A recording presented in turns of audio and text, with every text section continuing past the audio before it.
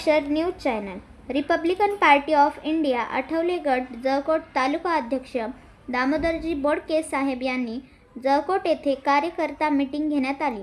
या बैठकाचे प्रमुख मार्गदर्शक RPI आठवले गटाचे जिल्हा अध्यक्ष बाबासाहेब कांबळे यांच्या त्याच्या पुढे जाऊन मी सांगतो की आमचे काही राष्ट्रीय अध्यक्ष राष्ट्रीय नेते आहेत महाराष्ट्राचे हे ना महारवाड्याच्या बाहेर कोण ओळखीत असत त्याची ओळखच किती. आशाताई बोडके हेही उपस्थित होते.